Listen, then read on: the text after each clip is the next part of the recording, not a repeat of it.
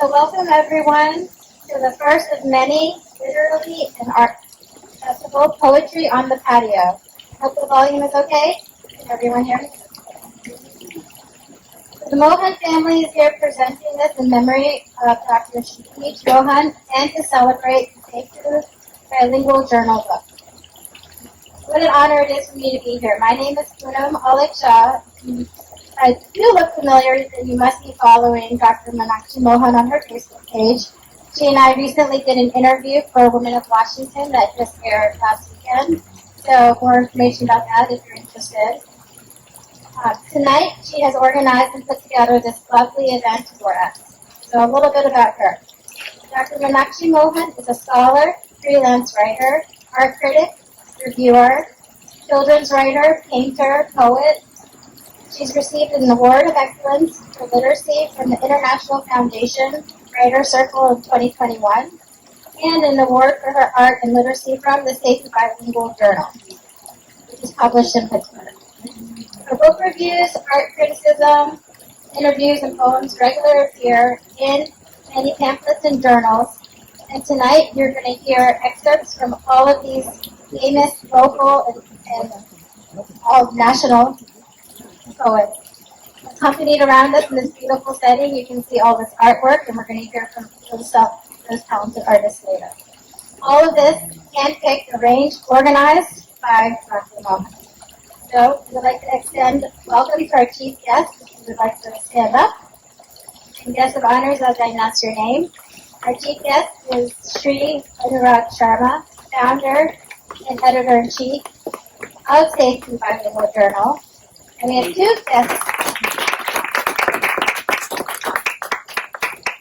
have two guests of honor, Dr. Ethan Goffman, who will be missed tonight. And Ms. Loka Mundra Banerjee, can stand up, an author, poet, and translator herself. Now we would like to welcome Ms. Kavita Mohan to come up and share a few words.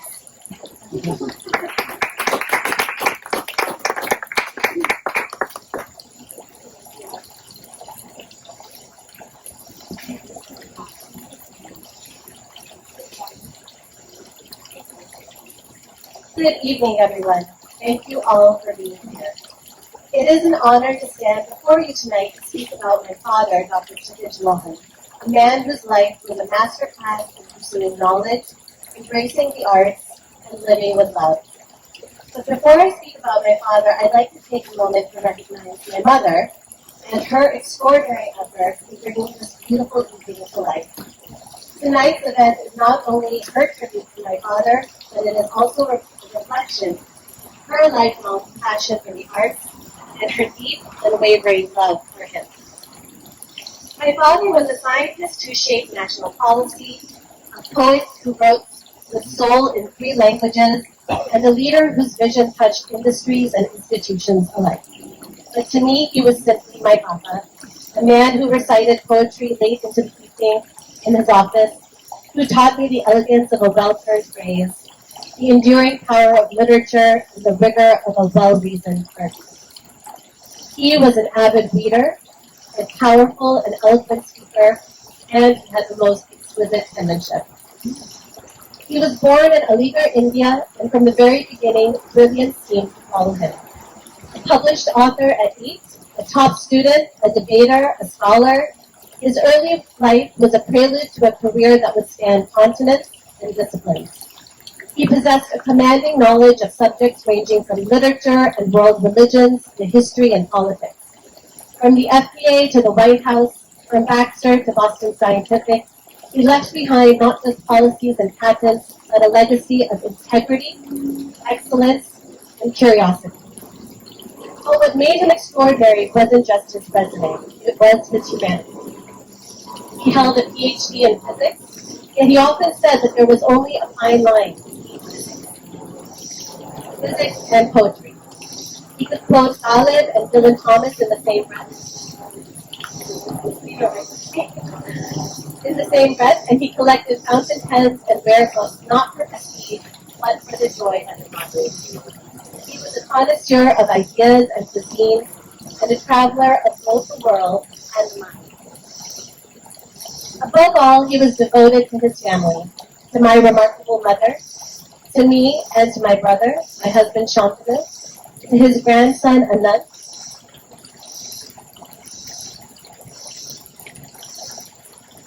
and to the countless friends and colleagues who felt the warmth of his presence. He was never too busy to listen, never too tired to encourage, never too distant to love. He would have adored our daughter Veda. Both his grandchildren share so many of his talents and interests, and are like him in ways that continue to surprise and delight. Tonight, as we celebrate poetry and the arts, we honor the spirit of a man who embodied both. My father lived with passion, spoke with purpose, and loved with depth. His legacy is not just in the institutions that he shaped, but in the lives that he touched. Before I close, I'd like to share a few lines from a letter he wrote to me when I was just 15.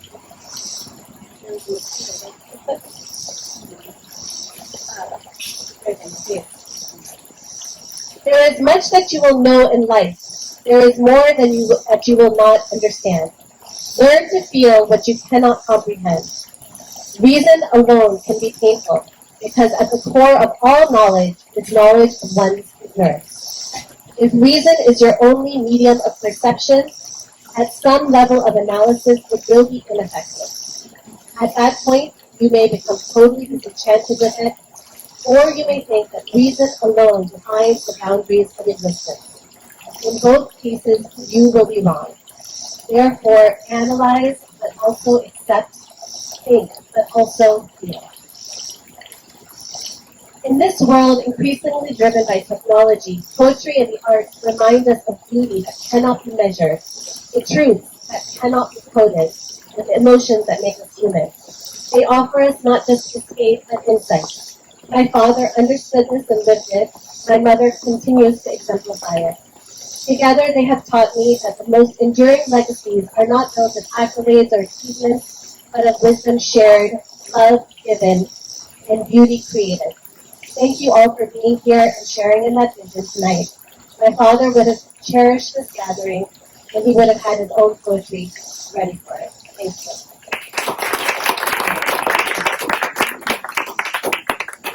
Like her parents, looks like Kavita has a deep love for the written word, and spoken so beautifully. I did forget to mention that she is an international trade attorney based out of Washington, D.C. with more than 20 years of experience. She was selected as the Super Lawyers list for Washington, D.C. for 3 years in a row. Traveling from Pittsburgh to Maryland, let's bring up our chief guest to also say a few words. Sri Anurag Sharma is a distinguished bilingual author, editor, and cultural advocate whose work bridges continents and several disciplines. He received the National Journal Burma Award in 2023, one of India's highest literary honors for Indian writers abroad, celebrating his enduring impact on Hindi literature and culture communication.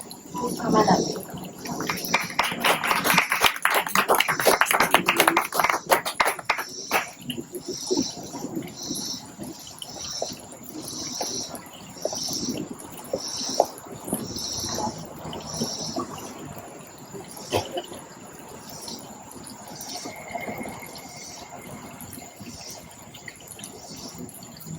Good evening, everyone. First of all,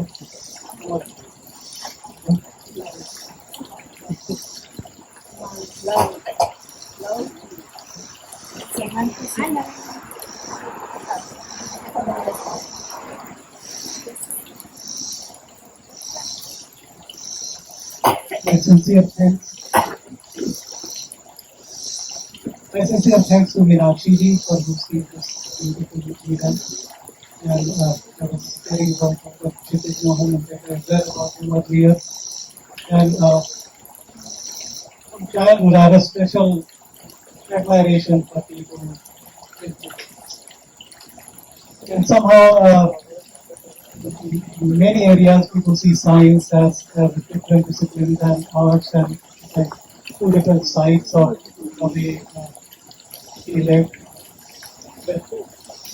Dr. Kshitij Mohan is an example where science and art they don't collide. They actually run in parallel. They run hand in hand.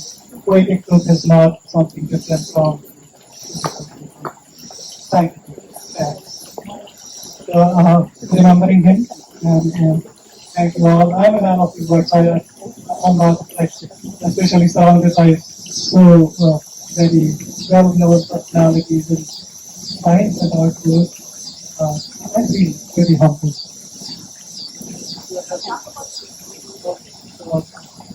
Setu is something, this is again a dream of two crazy cousins, Dr. Sunil Sharma and me.